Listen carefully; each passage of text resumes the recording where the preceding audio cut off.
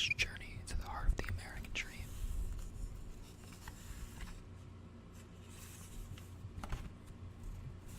It's got like a few pictures, so yeah.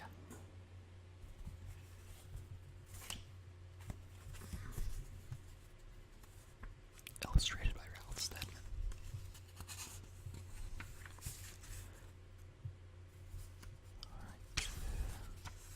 He who makes a beast of himself gets rid of the pain of being a man. Dr. Johnson. Part 1.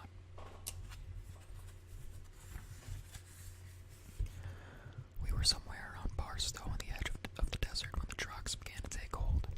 I remember saying something like, I feel a bit lightheaded, maybe you should drive. And suddenly there was a terrible roar all around us, and the sky was full of what looked like huge bats, all swooping and screeching and diving around the car, which was going around about 100 miles an hour with the top down to Las Vegas.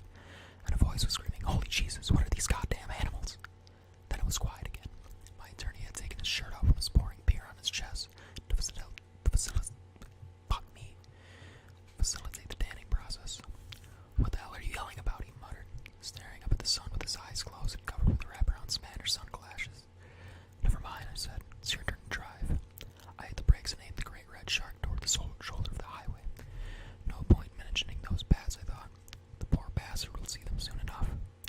It was almost noon, and we still had more than 100 miles to go. They would be tough miles. Very soon, I knew we would both be completely twisted, but there was no going back and no time to rest. We would have to ride it out. Press registration for the fabulous Mint 400 was already underway, and we had to get there by 4 to claim our soundproof suite. I'm gonna switch to a little bit of soft-spoken, because it's easier on my voice. A fashionable sporting magazine in New York had taken care of the reservations, along with the huge red Chevy convertible we just rented off the lot, the Sunset Strip. And I was, after all, a professional journalist, so I had an obligation to cover the story, for good or ill. The sporting editors had also given me $300 in cash, most of which was already spent on extremely dangerous drugs. The trunk of the car looked like a mobile police narcotics lab. We had 2 bags of grass, 75 pellets of mescaline, 5 sheets of high-powered blotter acid, a salt shaker half full of cocaine, and a whole galaxy of multicolored uppers, downers, screamers, laughers, and also a quart of tequila, a quart of rum, a case of Budweiser, a pint of raw ether, and 2 dozen apples. All this had been rounded up the night before in a frenzy of high-speeding driving all over Los Angeles County. From Topanga to Watts, we picked up everything we could get our hands on. Not that we needed all that for the trip, but once you get locked into a serious drug collection, the tendency is to push it as far as you can. The only thing that worried me was the ether. There is nothing in the world more helpless and irresponsible and depraved than a man in the depths of an ether binge. And I knew we'd get into that rotten stuff pretty soon, probably at the next gas station. We had sampled almost everything else, and now, yes, it was time for a long snort of ether, and then do the next 100 miles in a horrible, slobbering sort of spastic stupor. The only way to keep alert on ether is to do up a lot of amyls, not all at once, but steadily, just enough to maintain the focus at 90 miles an hour through Barstow. "Man, this is the way to travel," said my attorney.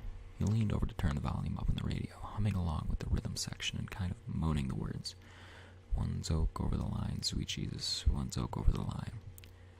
1 toke, you poor fool. Wait till you see those goddamn bats.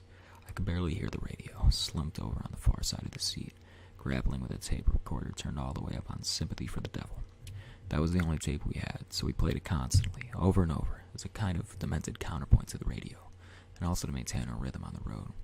Constant speed is good for gas mileage, and for some reason that seemed important at the time. Indeed. On a trip like this, one must be careful about gas consumption. Avoid those quick bursts of acceleration that drag blood to the back of the brain. My attorney saw the hitchhiker long before I did. "Let's give this boy a lift," he said.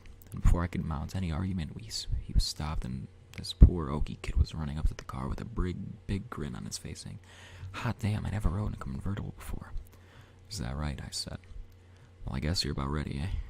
The kid nodded eagerly as we rode off. "We're your friends," said my attorney. "We're not like the others." Oh, Christ, I thought, he's gone around the bend. "No more of that talk," I said sharply, "or I'll put the leeches on you." He grinned, seeming to understand, but luckily the noise on the car was so awful between the wind and the radio and the tape machine that the kid in the backseat couldn't hear a word we were saying. Or could he? How long can we maintain, I wondered. How long before one of us starts raving and jabbering at the boy? What will he think then? This same lonely desert was the last known home of the Manson family. Will he make that grim connection when my attorney starts screaming about bats and huge manta rays coming down to the car? If so, well, we'll just have to cut his head off and bury him somewhere. Because it goes without saying that we can't turn him loose. They'll report us to once at some kind of outback Nazi law enforcement agency, and they'll run us down like dogs. Jesus, did I say that? Or just think it. Was I talking? Did they hear me? I glanced over at my attorney, but he seemed oblivious, watching the road, driving a great red shark along at 110 or so. There was no sound from the back seat. Maybe I'd better have a chat with this boy, I thought. Perhaps if I explain things, he'll rest easy. Of course, I leaned around in the seat and gave him a fine big smile, admiring the shape of his skull. By the way, I said, there's one thing you should probably understand. He stared at me, not blinking. Was he gritting his teeth? Can you hear me? I yelled. He nodded. That's good, I said, because I want you to know that we're on our way to Las Vegas to find the American dream. I smiled. That's why we rented this car. It was the only way to do it. Can you grasp that? He nodded again, but his eyes were nervous. I want you to have all the background, I said, because this is a very ominous assignment, with overtones of extreme personal danger. Hell, I forgot all about this beer. You want one? He shook his head. How about some ether? I said. What? Never mind. Let's get right to the heart of this thing. You see, about 24 hours ago, we were sitting in the Polo Lounge at the Beverly Hills Hotel, in the patio section, of course. And we were just sitting there under a palm tree when this uniformed dwarf came up to me with a pink telephone and said, "And this must be the call you've been waiting for all this time for, sir." I laughed and ripped open a can of beer that foamed all over the back seat while I kept talking. And he was right. I'd been expecting that call, but I didn't know who it would come from. You follow me? The boy's face was a mask of pure fear and bewilderment. I blundered on. I want you to understand that this man at the wheel is my attorney. He's not just some dingbat I found on the strip. Shit, look at him. He doesn't look like you or me. That's right. It's because he's a foreigner. I think he's probably Samoan. And this is the hitchhiker. I'm going to be showing the illustrations when they come up. But it doesn't matter, does it? Are you prejudiced? Oh, hell no, he blurted. I didn't think so, I said, because in spite of his race, this man is extremely valuable to me. I glanced over at my attorney, but his mind was somewhere else. I whacked the back of the driver's seat with my fist. This is important. Oh man, I need a pop filter. This is important, god damn it. This is a true story. The car swerved sickeningly, then straightened out. Keep your hands off my fucking neck, my attorney screamed. The kid in the back looked like he was ready to jump right out of the car and take his chances. Our vibrations were getting nasty, but why?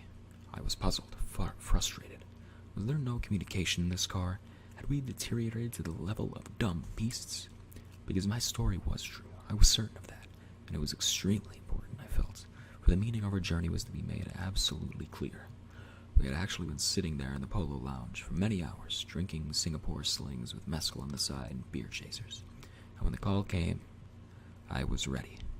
The dwarf approached our table cautiously, as I recall, and when he handed me the pink telephone, I said nothing, merely listened. And then I hung up, turning my face to the attorney. That was headquarters, I said. They want me to go to Las Vegas at once. I made contact with a Portuguese photographer named Lacerda. I'll have the details. All I have to do is check into my suite and he'll seek me out. My attorney said nothing for a moment. Then he suddenly came alive in his chair. God, hell, he exclaimed. I think I see the pattern. This one sounds like real trouble. He tucked in his khaki undershirt into his white rayon bell-bottoms and called for more drink. You're going to need plenty of legal advice before this thing is over, he said. And my first advice is that you should rent a very fast car with no top and get the hell out of LA for at least 48 hours. He shook his head sadly. This blows my weekend. Because naturally I'll have to go with you, and we'll have to arm ourselves. Why not, I said. If a thing like this is worth doing at all, it's worth doing right. We'll need some decent equipment and plenty of cash on the line. If only for drugs and a super sensitive tape recorder, for the sake of a permanent record. What kind of story is this? He asked. The Mint 400, I said. It's the richest off-the-road race for motorcycles and dune buggies in the history of organized sports. A fantastic spectacle in honor of some fatback Rosero named Del Webb. who owns a luxurious mint hotel in the heart of downtown Las Vegas. At least that's what the press release says. My man in New York just read it to me. Well, he said, as your attorney, I advise you to buy a motorcycle. How else can you cover a thing like this seriously? Righteously? Fuck me. No way, I said. Where can we get a hold of Vincent Black's Shadow? What's that? A fantastic bike, I said. The new model is something like 2,000 cubic inches, developing 200 brake horsepower at 4,000 revolutions per minute on a magnesium frame with 2 styrofoam seats and a total curb weight of exactly 200 pounds. The sounds are about right for this gig, he said. It is, I assured him. The fucker's not much for turning, but it's pure hell on a straightaway. It'll run out the F100. F111. I've never heard of that shit. Until takeoff. Takeoff, he said. Can we handle that much torque? Absolutely, I said. I'll call New York for some cash. Alright. We're at like 12 minutes. I'm gonna do chapter 2 tomorrow. Alright. That's it for this. I hope you all have a great night, a great day, a great whenever you're listening to this. And I hope you all tingle well and sleep. Fuck, I just blew on the mic real loud. And sleep even better.